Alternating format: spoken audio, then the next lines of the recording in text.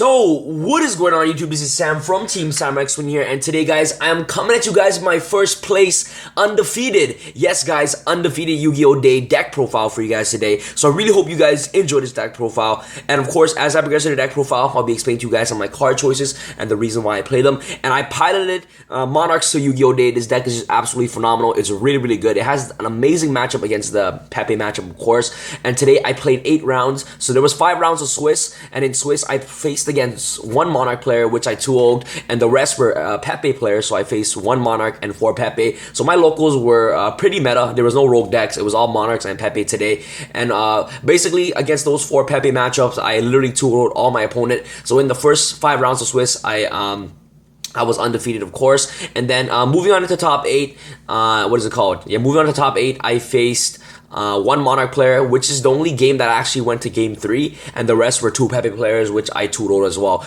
This deck has an amazing matchup against the Pepe matchup. I built this deck literally so I can compete against the Pepe and Cosmo matchup. So this deck is fully equipped against those type of matchups. And guys, this deck list happens to be the exact same deck list that I went undefeated at 4-1 games as well, because I did a pack opening video where I said that if you guys give that video 200 plus likes, if you guys want to check out that video, I'll put a link right there. Just click on that the I button over there, the information button over there. Click it right there and it'll take you guys to that video. So basically, during that video, I told you guys if you guys got 200 plus likes, I'll post a deck profile of the deck list that I went undefeated at my 4-1 games locals. So here's the exact same deck list that I actually played over there.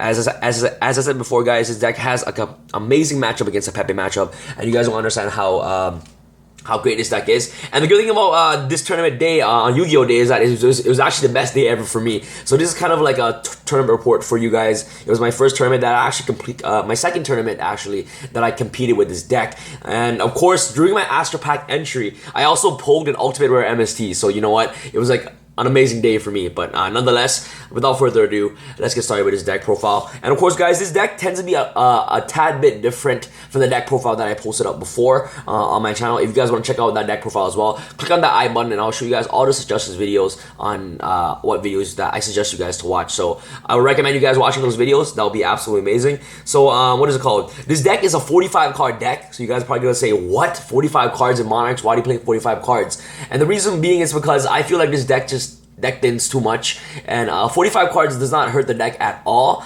but that's just my personal opinion. It definitely works really well. You can essentially activate Panditi up to 4 times per turn, making you draw at least 8 cards in 1 turn. So I figured that 45 cards does not hurt the deck at all. But if you guys can give me your insights or your thoughts about what cards I could take out to make this deck a 40 card deck, you guys could. But other than that, I'll explain to you guys all my card choices as I progress through the deck profile. Don't judge before you guys haven't tested out the deck yet. This deck is absolutely phenomenal. So without further ado, let's get started with this deck profile. And yeah, so let's get started. Start with the monsters. The monster is really standard. This mat absolutely looks amazing. Look at that. You see Lucius, you see Landrobe, you see... this is the only monster that I actually don't know the name of. You see Mithra, you see Bernalith, and you see Garum. This mat looks pretty awesome. So yeah, Lucius, look at that. The baby caius. Alright, start out with the monsters. You play triple Erebus, the Underworld Monarch, triple Aither. We just mandatory. These cards literally feed up your graveyard. So basically, they send your Monarch spawn trap cards to the graveyard, such as Panditi or even Prime of the Monarchs, which is really good. So Aither and Erebus serve as that purpose to always dump, what is it called? Your Monarch spawn trap card to your graveyard as fast as possible. So these cards are really amazing for that purpose. And the really good thing about this is that since the release of this card, these cards have made the deck super consistent and super amazing. And they're 2800 meters. Aither has the effect where it's able to tribute summon on your opponent's turn, which is really good. Since you can intro a lot of combo plays with Kuraz and Aither, that's what's really great about Aither as well. And Erebus has the effect to literally, when it's summoned, when it's tribute summoned, you get to send 2 Monarch spawn trap cards from your deck to the graveyard, and then you get to banish a card, well, not banish, but you get to send a card from the field or hand into your opponent's deck. So which is really good, since his effect does not target. So you know, Cosmo Dark Destroyer and things like that can be easily removable with just this card. So erebus is really amazing for that purpose.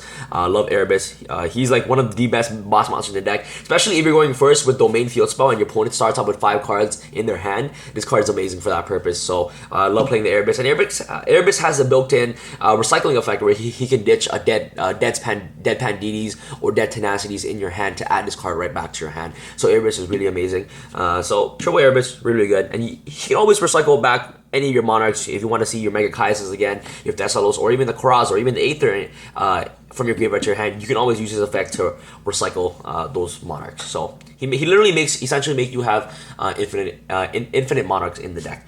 Next, of course, off to our one-ups, you play one kuraz. Kuraz is really amazing. The only reason why you want to play one is because one is all you needed. One is all you need. And erebus can always recycle kuraz if you ever want to see kuraz. Add it from your hand add it from the graveyard to your hand. So kuraz is amazing for that. And the really good thing about kuraz is that I love the popping effect. To be honest, guys, throughout the entire day, I never ever pop my opponent's cards, because today against Pepe, you guys don't understand how crucial a 1-card draw can be for Pepe. Today I seen tournament matchups where it was the Monarch matchup against the Pepe matchup, and they're just hoping on top decking. And the Pepe player top stack a monkey board, a Pepe player top stack what is it called, a Skull Crobat Joker. That 1-card difference it's like a game changer for the Pepe matchup. So throughout the entire day, I never ever use Kuraz's effect to pop their cards. The only thing I use Kuraz's effect is to pop my own cards. And I'll explain to you guys on some combos of what you guys can do with Kuraz to pop your own cards so you can plus more. So Kuraz is really amazing. And the only way that I actually use Kuraz's effect during my opponent's turn off the aither is when my opponent were to tribute summon for something. So a lot of players, a lot of Pepe players forget that the domain field spell requires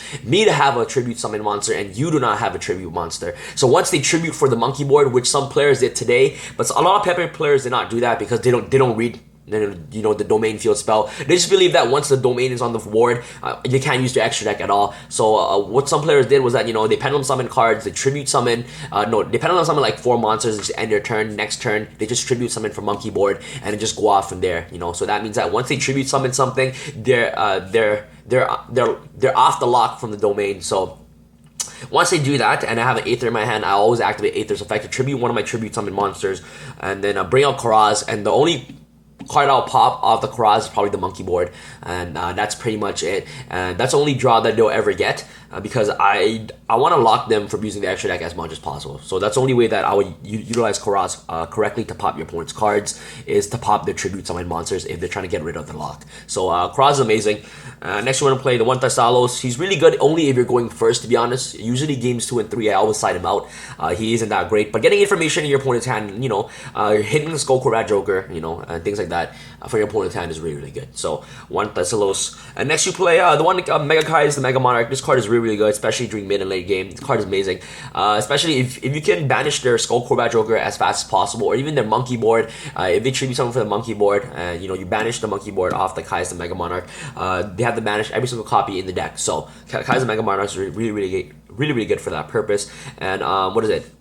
Today I actually banished the triple Skull Crobat Joker against my Pepe matchup. I try to aim that as much as possible. And these cards are really searchable off Kuraz, thesalos, and caius, the Mega Monarch are searchable off the Return of the Monarch. So these cards are always accessible when you need them. So I don't find the necessity of playing more than a copy of each of the big bosses. So yeah. So one thesalos, and next you play one edos. Oh no, not one edos. I played double edos. I was about to say, like, wait, one edos. Okay, the double edos card is really, really good. Literally helps you bring out your idea from the graveyard, which I really, really love. Idea is really amazing as well. These are the new cards that actually make the deck really, really alive. So edos and idea. Idea, when it's normal summon or special summon, you get to tutor out an edos from the deck, and and once edos activates, you get an additional tribute summon this turn. So these 2 cards comboing off with any big boss in your hand, and of course a domain of the field spell, is really, really good. And edos has an amazing effect where he can banish himself. I don't know if that's focused enough for you guys. There you go. I think that's good. So edos has the effect to literally banish himself from the graveyard, to especially an idea from the grave. So that means that once you have these cards in your graveyard, especially edos and idea, you always have free tribute fodder. So these cards can essentially serve as the new treeborn frog of the deck, essentially. So every turn, if you already have an edos and a squire and an idea in your graveyard, You can banish the edos, especially the idea, making you have free tribute fodder at this point. So yeah, it's really good. So sometimes what I do is that if I have an idea in my hand, so if I have an idea in my hand, and of course a 1-for-1, what I would do is I will always go for 1-for-1 first. I'll always go 1-for-1. See if my opponent has the effect veiler or things like that. Go 1-for-1, so that way that you get a tribute summon this turn. So I go 1-for-1, bringing out idea. If they have effect veiler, that's okay. I can activate my field spell, make my level 8 go into level 6 and tribute off this card. But you know what? Yeah. So at this situation, what that's like a good play that you guys can do, because when you special summon monsters, you want to guarantee that you always have tribute fodders for your bigger guys. So if you normal summon and they affect veiler, you literally cannot do anything unless you play cards like double summon, which I doubt that you guys do. But other than that, that's like a pretty cool play that you guys can do. So that's pretty much it for our Monarch lineup of the deck. After our other monsters, this is what actually made me won the entire day. I played triple Majesty's Fiend and double Vanity's Fiend. These cards are absolutely amazing in the deck.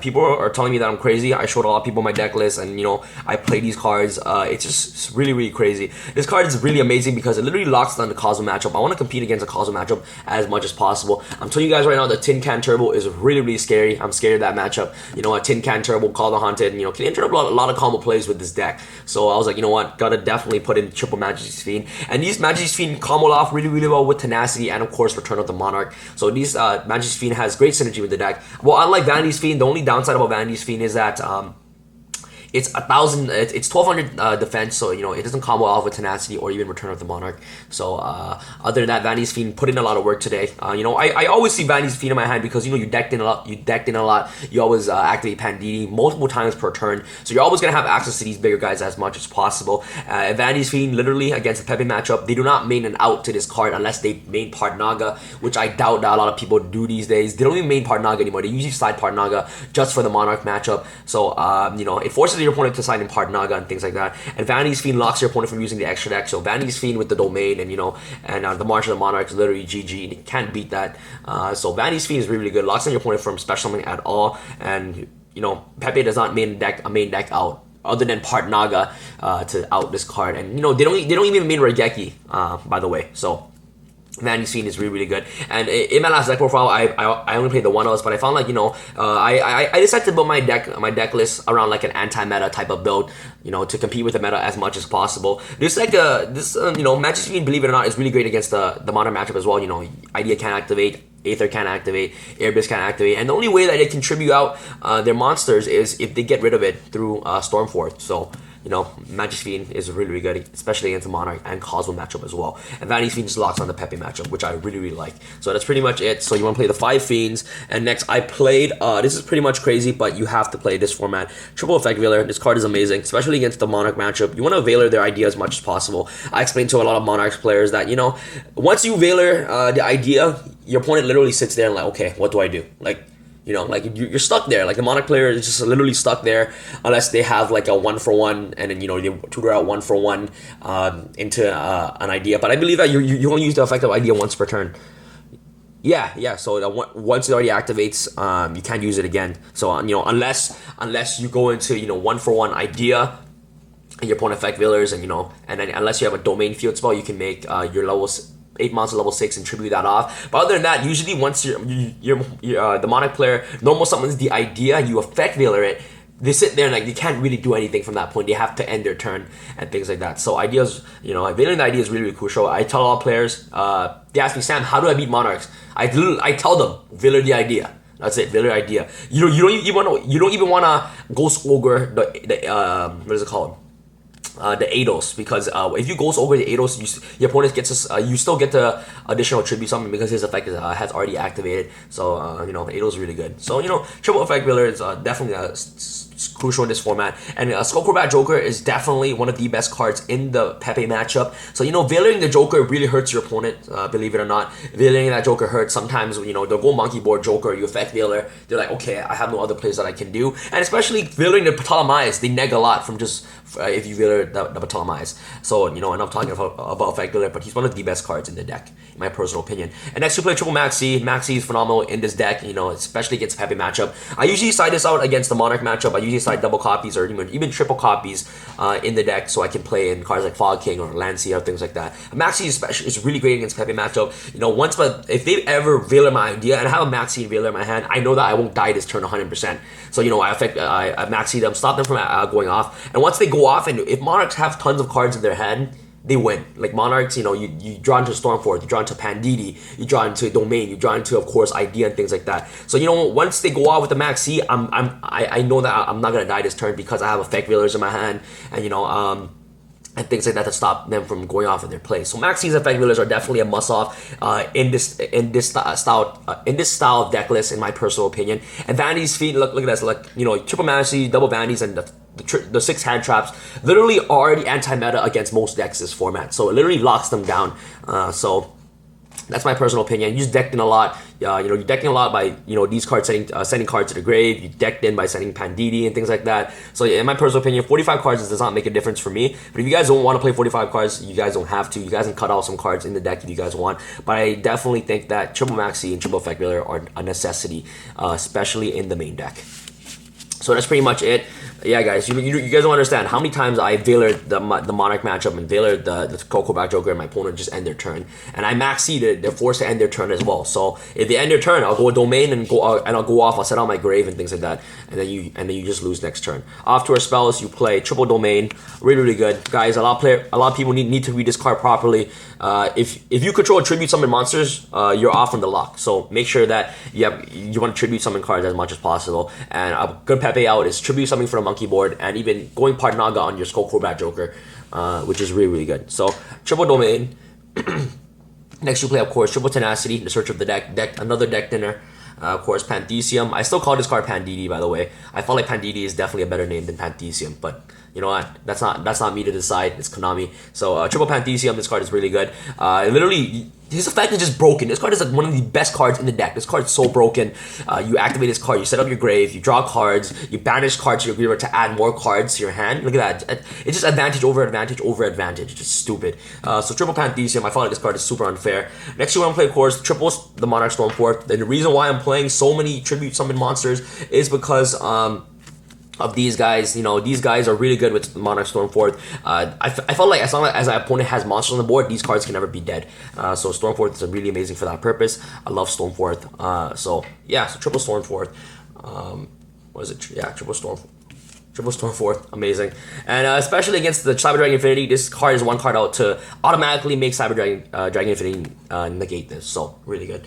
Next, you're gonna play, of course, one return. One return is all you need. One march. These cards are always accessible if you need them off the Tenacity or even the Panthecium. So yeah, return and one march. One Rhoda and one 1-for-1. 1-for-1 is really good because I usually send 1-for-1 off Erebus, and Erebus can recycle himself back from the graveyard if by me discarding Monarch Spawn Trap. And usually the Monarch Spawn Trap I usually discard is my dead Panditis in my hand. Panditi can be dead because, you know, you need another Monarch Spawn Trap card to activate his effect. So basically what I do is that I'll go into Erebus, discard the I'll go 1-for-1, bring out the idea, discard Erebus effect will activate, discard Panthecium to the grave, then add Erebus to your hand. Then I actually get to activate Panthecium to banish it to add more cards to the hand. So that's another cool combo you guys can do with 1-for-1 and Erebus with dead Monarch's card in your hand, especially Panthecium. So 1-for-1 is amazing. Card is so good. To be honest, guys, you want to save your normal summon as much as possible, so 1-for-1 is really good for that purpose. You know, special summoning out and, you know, saving your tribute summon is amazing. So yeah, now off to our traps. You want to play, of course, double Prime, the Prime Monarch. This card is phenomenal. I love the Prime Monarch. This card is amazing. It's literally like the new Treeborn Frog of the deck. You literally get ultimate free tribute fodder every turn. And of course, I want to have one in the grave and one in my set spawn trap card zone, because I can always recycle back my cards and essentially draw 2 cards per turn. Literally draw a card on my opponent's turn and draw a card on my turn is really good. So advantage over advantage, once on warning, amazing. This card worked wonders, especially against a Pepe matchup. And last but not least, one escalation. Tribute summoning on your opponent's turn is broken. So yeah, that's pretty much it for our traps. I dropped the Reinforced Truth because it was too slow, in my personal opinion. Look at that. So we got the Mythic token, one breakthrough scale for the idea, the Monarch matchup, triple Twin Twister, amazing against the Pepe matchup, double March of the Monarchs, double Dark Hole, one Regeki, especially against the Monarch matchup, is really, really good. So you want to get rid of their monsters so they can't go off with their Aether. Amazing. I played the one Mirror Force. This card is amazing as well. I didn't know what cards to side, but I would definitely check out Mirror Force for second breakthrough skill. The third Vanity is Fiend. Always sided in for the Peppy matchup. Crucial. Double Artifact Lancia. This card is amazing as well. It's really good against the Cosmo matchup. It's really good against the Mirror match. And last but not least, I played Double Fog King. If I can play triple, I would. I will maybe cut down on Mirror Force for maybe a triple Fog King. But other than that, I don't have this at all. So I really hope you guys enjoy this deck profile. If you guys enjoyed this deck profile, give this video 200 plus likes. I really love you guys. You guys are absolutely amazing. And this is my first place Yu-Gi-Oh! Day deck profile. Let me know what you guys think. This deck list has worked wonders for me. So if you guys would definitely want to test it out, you guys could. And this is Sam from Team Sam signing out.